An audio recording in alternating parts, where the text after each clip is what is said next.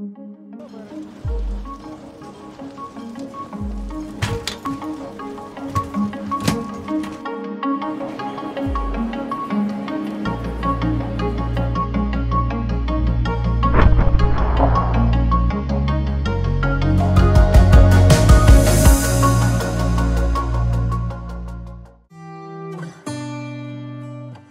1er février 2021, Gérald Darmanin était interviewé sur France Inter à propos du projet de loi visant à lutter contre le séparatisme.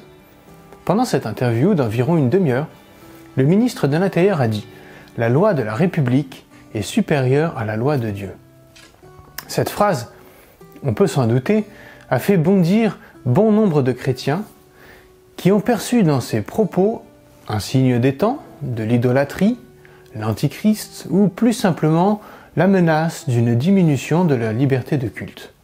Pour certains, nous serions alors arrivés au moment où l'État tomberait son masque et se positionnerait au-dessus de Dieu et de sa loi. Depuis cette interview, un pasteur et prédicateur évangélique dont je tairai ici le nom a hurlé au scandale sur YouTube, car il est aussi youtubeur avec pas moins de 43 000 abonnés. Il a posté à peine 4 jours après cette interview une vidéo dans laquelle il s'indigne de tels propos. Mais ce pasteur évangélique n'est pas le seul à s'offusquer. Dans son édition du 2 février, soit le lendemain de l'interview polémique, le journal La Croix publie un article faisant état de l'affolement de catholiques de toute sensibilité qui s'inquiétaient de tels propos dans la bouche d'un ministre de l'Intérieur. Le scandale a alors pris de l'ampleur au point où de nombreux médias confessionnels et non confessionnels ont traité le sujet dans la semaine qui a suivi. Les sites internet francecatholique.fr, infochrétienne.com et évangélique.info, mais aussi le Nouvel Observateur, le Figaro, les Échos ou encore Europe 1. Face à cette tournure de phrases et à l'ampleur du phénomène, je dois avouer que je me suis senti moi-même perturbé.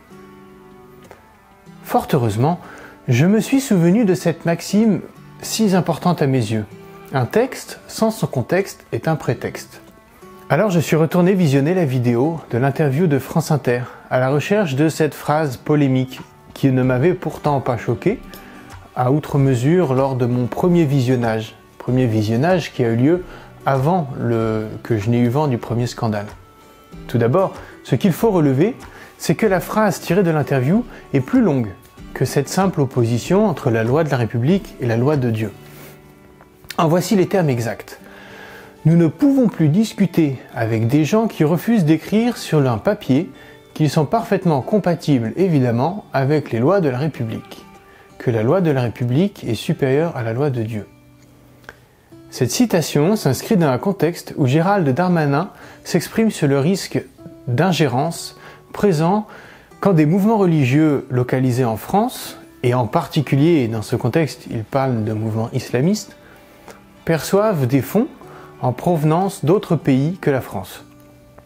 Pour le ministre, certains de ces mouvements religieux deviennent alors des outils politisés au service de ces gouvernements extérieurs à la France qui permettent de garder un contrôle sur leur diaspora.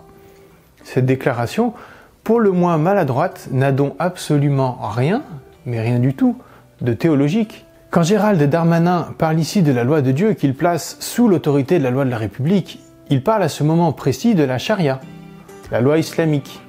Il se positionne dans le registre qui est le sien en tant que ministre de l'Intérieur, celui du maintien de l'ordre public. Quand il utilise les mots « loi de Dieu », il ne parle pas de la Torah, ni de la Bible, ni du Coran. Il parle de la tendance qu'ont certains mouvements religieux à imposer leurs lois au détriment du respect de la liberté individuelle à croire, à ne pas croire ou à ne plus croire. En fait, il ne fait que reprendre ce grand principe si méconnu de la laïcité visible sur le site internet pourtant officiel du gouvernement. Vous m'excuserez si c'est un peu long, mais je ne souhaite pas sortir un texte de son contexte, alors je vais vous le lire dans son entièreté.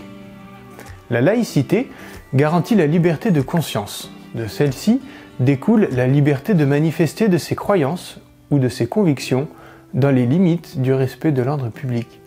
La laïcité implique la neutralité de l'État et impose l'égalité de tous devant la loi, sans distinction de religion ou de conviction. La laïcité garantit aux croyants et aux non-croyants le même droit à la liberté d'expression de leurs croyances ou de leurs convictions. Elle assure aussi bien le droit d'avoir ou de ne pas avoir de religion, d'en changer ou de ne plus en avoir. Elle garantit le libre exercice des cultes et la liberté de religion, mais aussi la liberté vis-à-vis de la religion. Personne ne peut être contraint au respect de dogmes ou de prescriptions religieuses. La laïcité implique la séparation de l'État et des organisations religieuses. L'ordre politique est fondé sur la seule souveraineté du peuple des citoyens et l'État, qui ne reconnaît et ne salarie aucun culte, ne régit pas le fonctionnement interne des organisations religieuses. De cette séparation se déduit la neutralité de l'État, des collectivités territoriales et des services publics, non des usagers. La République laïque impose ainsi l'égalité des citoyens face à l'administration et aux services publics, quelles que soient leurs convictions, leurs croyances. La laïcité n'est pas une opinion parmi d'autres, mais la liberté d'en avoir une. Elle n'est pas une conviction, mais le principe qui les autorise toutes, sous réserve évidemment du respect de l'ordre public. Alors oui, devant un pareil scandale, je suis inquiet. Mais ce qui m'inquiète est tout autre que ce que j'ai eu l'occasion de lire dans les articles que j'ai cités. Je suis inquiet de voir à quel point les croyants peuvent se focaliser rapidement sur les mots sans même rechercher à en percevoir le sens réel. Alors j'ai pris mon ordinateur, je suis allé rechercher ce projet de loi si controversé. Et ma plus grande surprise fut d'abord de constater la taille du document. 469 pages, excusez-moi du peu. 469 pages avec de nombreuses références à des textes de loi déjà existants. Je me suis dit alors que nous devions avoir dans nos églises un grand nombre de docteurs de la loi pour avoir autant de spécialistes en capacité de proposer un avis si rapide et si tranché. Ou bien avons-nous perdu notre sens critique? Ce sens critique dont faisaient preuve les Juifs de Bérée. Il est pourtant mis en valeur par la Bible comme une qualité précieuse. En ce qui me concerne, ayant parcouru l'ensemble du projet de loi, mais n'étant pas juriste, je suis dans l'incapacité de dire s'il s'agit d'une bonne idée juridiquement parlant. Je ne vais pas non plus vous dire si j'apprécie ou si je n'apprécie pas notre ministre de l'Intérieur. Et mes propos vont au-delà de mon ressenti vis-à-vis de la politique menée par le gouvernement actuel.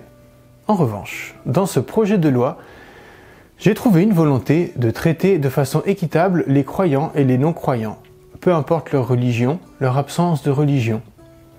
J'y ai aussi trouvé une précision sur ce que signifie être parfaitement compatible avec les lois de la République. Il s'agit, je cite, de respecter les principes républicains que sont la liberté, l'égalité, la fraternité, le respect de la dignité de la personne humaine et la sauvegarde de l'ordre public. À titre peut-être très personnel, il ne me semble pas que la Bible soit contre cela. Il me semble au contraire que ces principes républicains sont très cohérents avec la loi de Dieu au sens biblique du terme. J'aime ces deux versets tirés de l'épître de Jacques.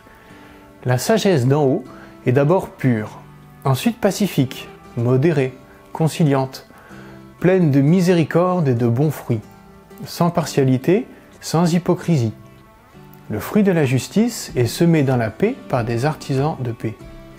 Je vous laisse aller chercher dans vos Bibles pour en trouver le contexte.